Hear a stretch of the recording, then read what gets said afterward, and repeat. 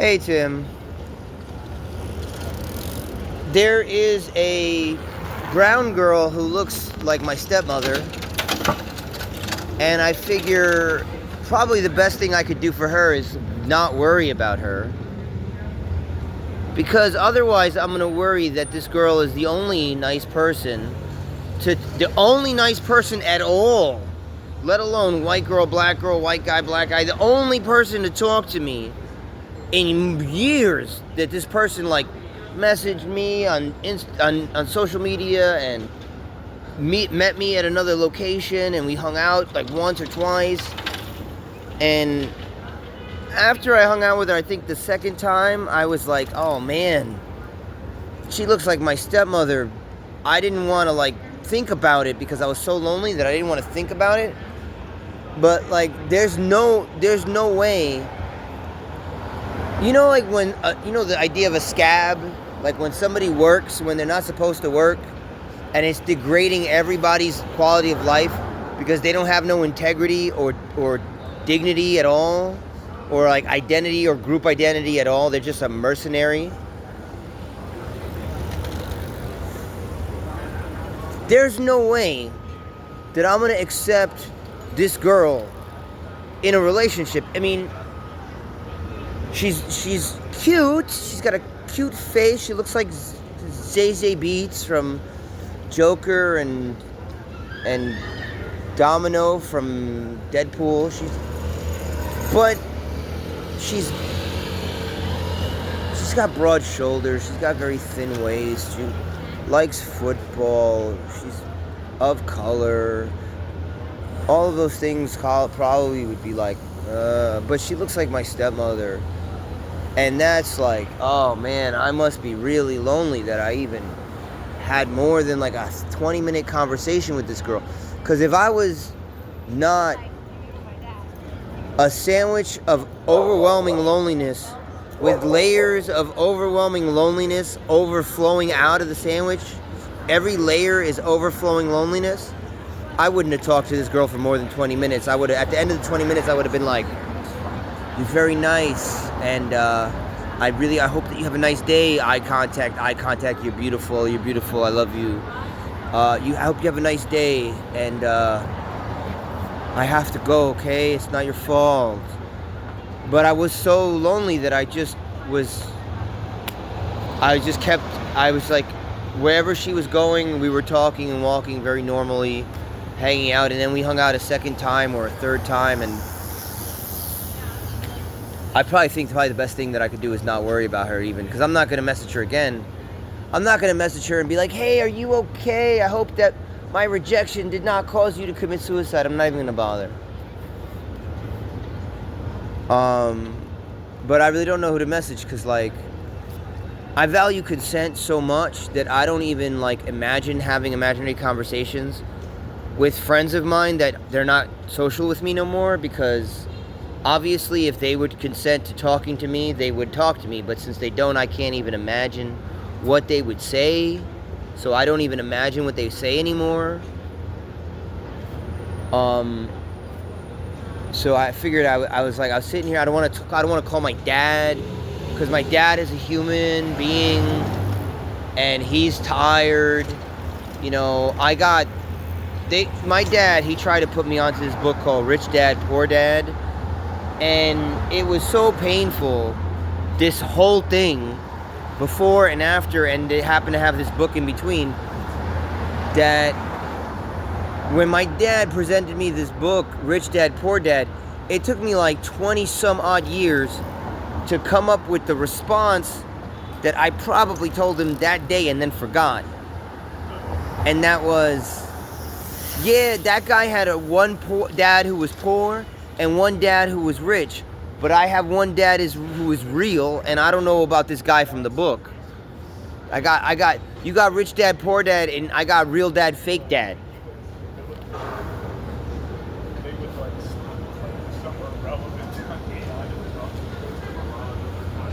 I'm sorry that I cannot rob you, but not you, because I'm sure you're a cool guy.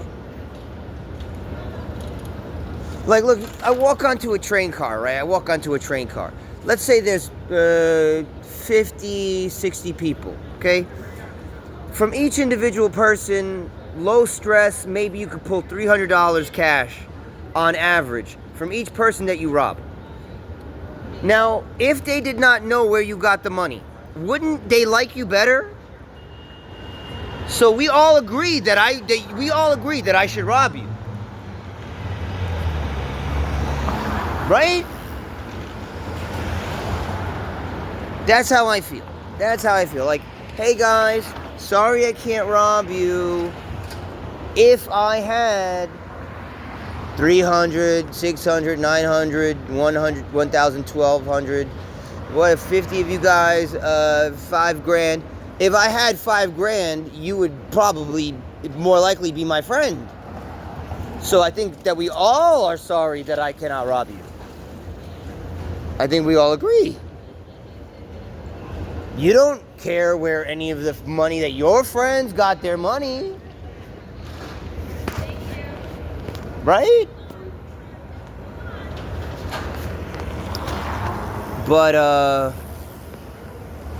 I don't want to, like, call my dad and he's tired. I have this one Christian friend. If I keep talking to him, I'm going to start writing comic books about a gay Superman and a gay Batman. And as much as I totally could write a gay Batman, gay Superman comic book and be straight, there's a million Muslims walking in a circle around a black cube with a shiny chrome vagina on it. And they are saying that if I smoke weed, that for some reason when I smoke weed it makes me more straight. But they say that if I smoke weed that I'm going to be gay. And I'm like, what are you going to do? What are you going to do that I'm smoking weed? Are you going to make, if I smoke weed, are you going to make every woman in my environment like the most unpalatable mercenary whose brain has been eaten by worms and who does not have the physical, mental capability of having empathy? If I smoke weed, like, I'm not going to become gay if I smoke weed. What are you going to do to try to make it that it doesn't matter that I'm not gay? That if I smoke weed, that everyone's going to think that I put peepees in my butthole?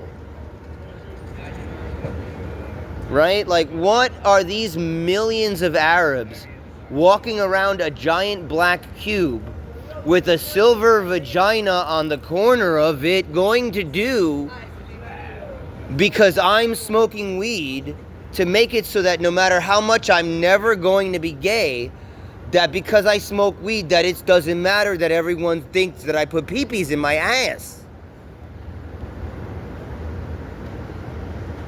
What are these millions of Arabs going to do that they are saying that if you smoke weed that you will become gay?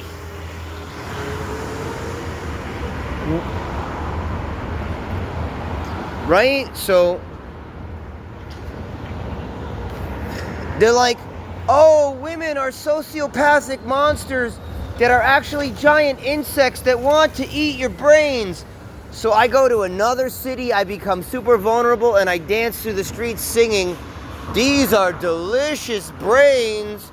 You're gonna love these brains. Because I'm hetero. I'm so straight, my nigga.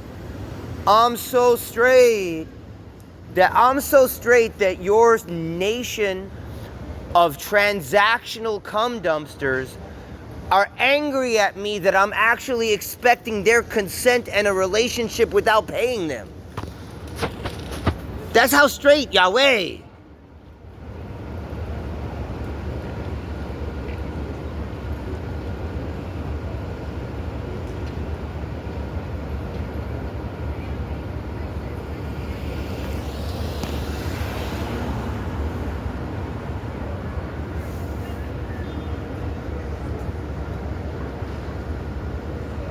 I walk around the city, I see a girl who, they used to, first of all, let me introduce this idea. So first, they used to ask me when I was a teenager, are you a tits man or are you an ass man? And I was like, her face does not look like an animal, and she is able to tell me that she likes me, man.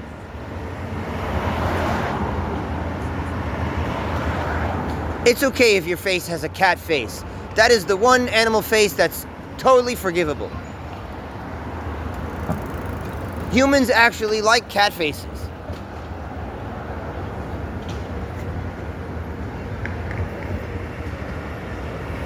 We like cat faces more than we like ape faces, and ape faces are more closely related to us.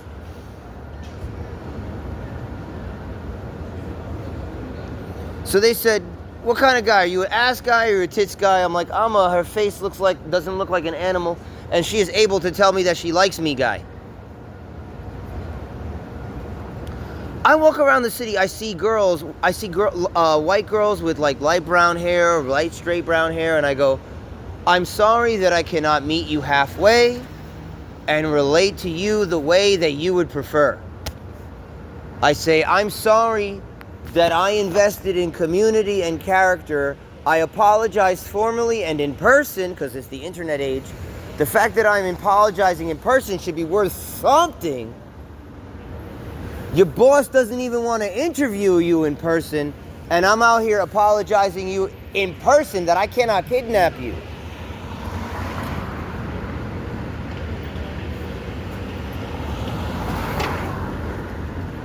I apologize formally and in person that I invested in community and character. I should have invested in a large piece of property outside of town, purchased in somebody else's name, with a very deep basement, so that I could rescue you from the torment of making decisions and actually keep you with me in a way where you're actually going to stay with me. That way you don't have to feel bad that you can't stay with me because you're not going nowhere. You know that deep disgust that you have with yourself? Where you see the nice boy and you're like, I've got an orgy scheduled in 3.5 hours. And you look at the nice boy and you're like, oh. Well, you don't have to worry about that because I have you trapped in the basement. Don't worry. You don't have to feel disgusted with yourself and the things that you do, because you're not going to be doing none of those things. But I did not do that.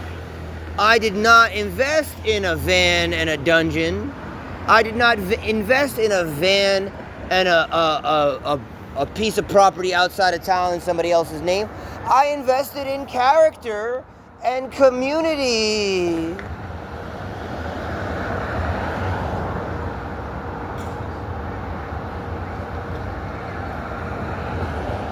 It's not his fault.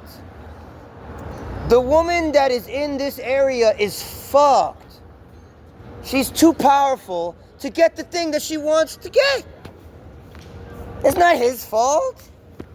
What is he supposed to do? Be like, baby, I love you. I got some fake ID. I rented this van.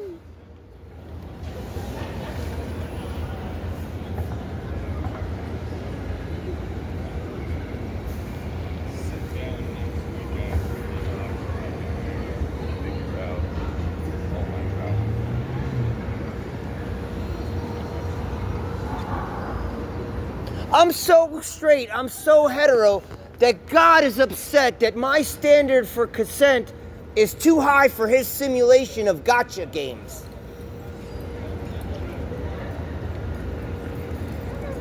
How do you like that life is death, that up is down, that black is white, that girl is poison? How do you like that? It's good?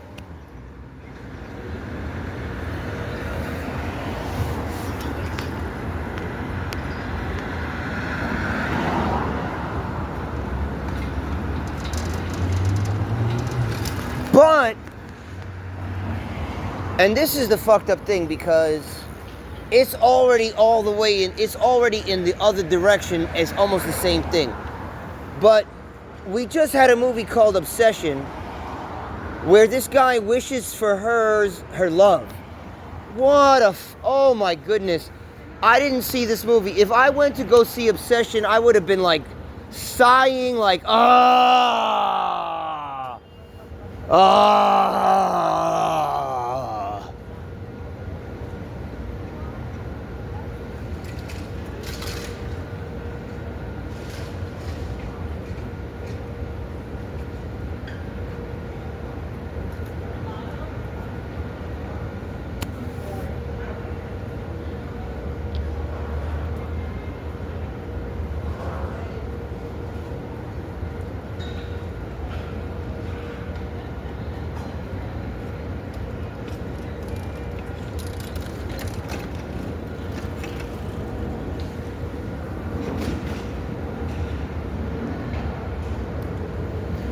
So I feel bad. I don't feel anything right now. But if I forced myself to feel anything, I would feel like a work ethic disappointment in myself that I'm not robbing people. How many of your fans messaged you and said that they were real sorry, that they did not love you enough to be the guy that took your car from you?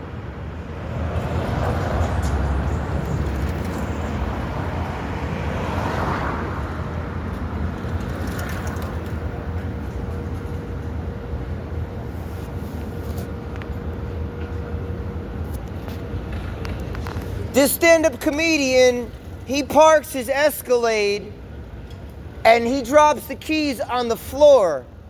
And a cliche drug shame clown takes the car, drives the car 3 blocks away, gets into an altercation with the police, and keeps the police let them go, and the drug shame clown gets back in the car and drives the car to Jersey.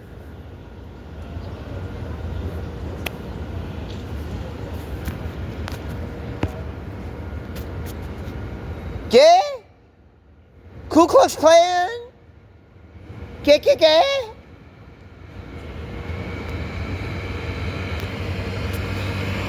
It's martial law.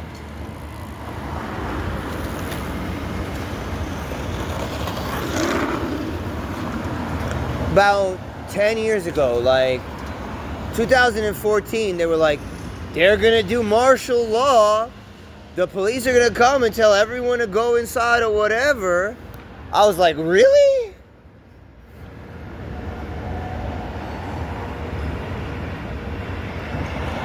During COVID, I looked at the photos of the houses that they built for the Aboriginals. In Australia, they built like these little cubicle homes for all the homeless Aboriginal people. I was like, word? You mean there's going to be Aboriginal people left afterwards? After COVID, are there still Aboriginal people huffing paint and fucking their 10-year-old daughters on the streets of Brisbane? That's still a thing or no? It's tradition. That's their culture. To huff glue and to molest your children. What are you going to genocide them? What are you going to do? COVID made it so that the Australians took pictures of these cubicle homes that they built for all the homeless Aboriginals. So, how'd that go? How's that working out?